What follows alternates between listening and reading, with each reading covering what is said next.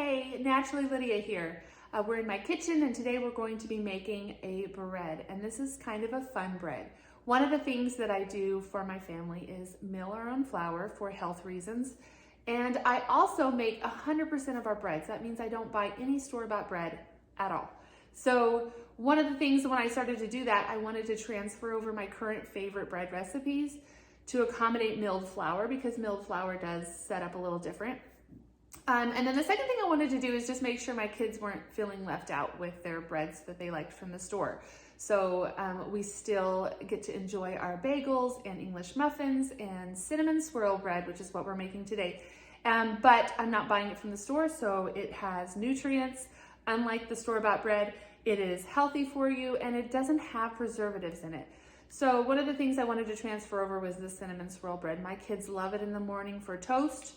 And one of the great parts about milled flour is it is so packed with nutrients and it's healthy and it sticks with you.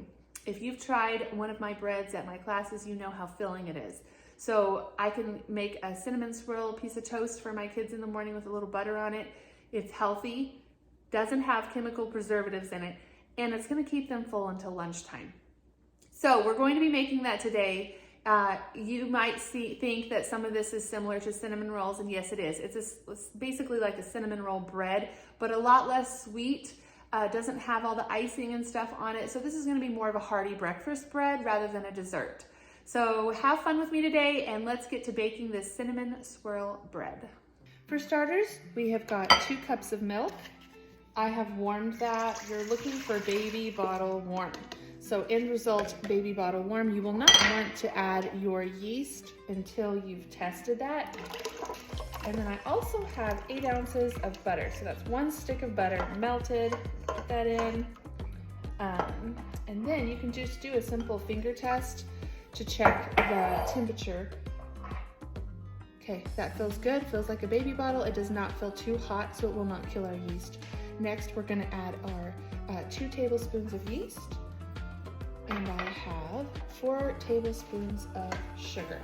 We're going to go ahead and let that proof for 10 minutes and we'll come back and check on it just in a little bit. Now, while my dough is proofing for that first part, I'm gonna go ahead and get my flour milled. So here's my canister, slides and locks into place. So that way, here we go, put this, that, screw the lock in place in the back. Everything's ready to go, so I'm going to go ahead and pour my berries into the top. I'm using spelt today. You can see what this looks like. These are, before it is flour, this is what you're going to see. These are called wheat berries, and this is specifically spelt berries. So I'm going to go ahead and pour roughly 4 cups into the top and turn it on.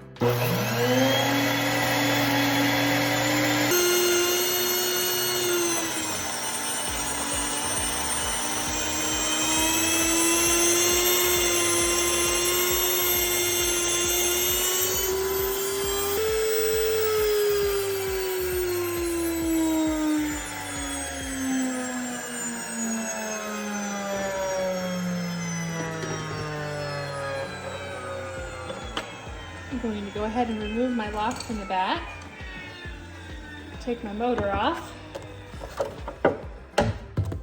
slide my canister open, and there you have fresh flour. Your dough is done proofing, then you're going to go ahead and add 2 teaspoons of salt, and I'm going to take 4 eggs.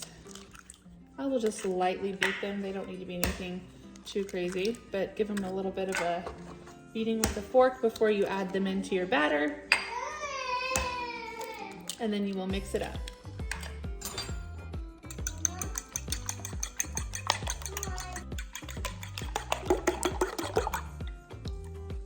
We're going to go ahead and add our eggs into our batter.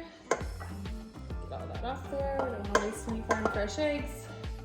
And then we will begin to mix our dough.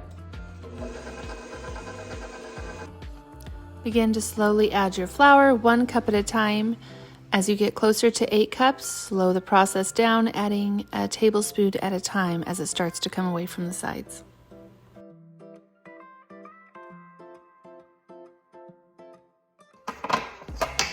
My dough has formed a perfect ball. Look at that. You can take it out, you can handle it. It doesn't have sticky residue on your hands. That's how you know it's done. I'm going to add just a splash of oil to my pan or my bowl. Roll it around. You're going to take your dough ball, flop it around so that the oil is covering all the sides, and then we're going to cover it and let this rise for about 1.5 hours to 2 hours.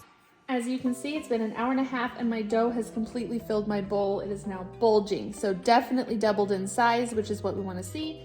And now we're ready to go ahead and get our cinnamon mixture for the swirl mixed up and roll this out.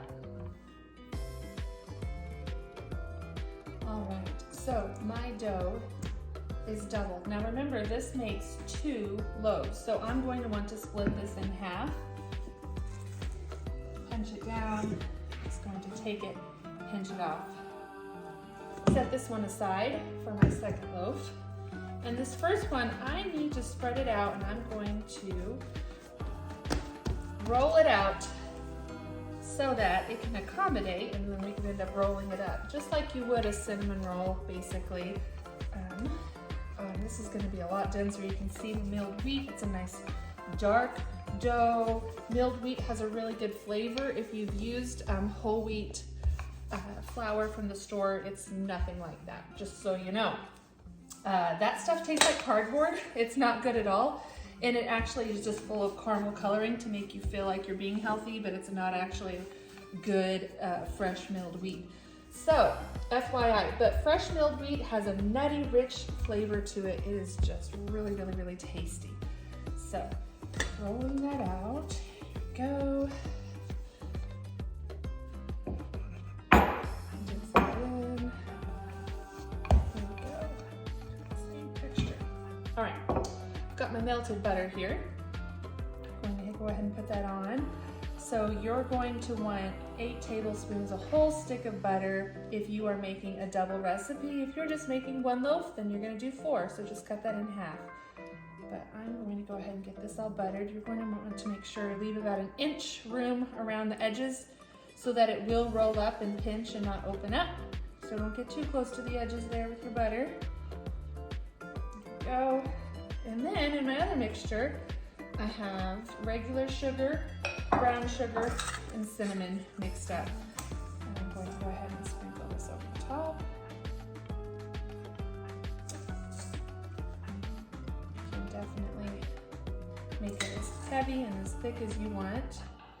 I like cinnamon, and I definitely don't skimp on my cinnamon when I'm doing this, so if you are the same. I put quite a lot in. For this double recipe, it calls for 4 tablespoons of cinnamon. That's a lot of cinnamon, but it gives it a lot of flavor. The other thing you're going to want to do after you put that down, I like to just spray it lightly with a little bit of water. This will help it not gap so much when you are rolling it up. Go,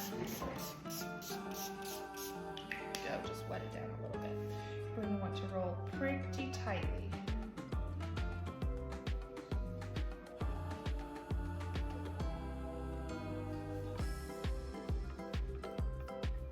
Just rolling up a sleeping bag. That's what this always makes me think of. Good size log, pull, and fold.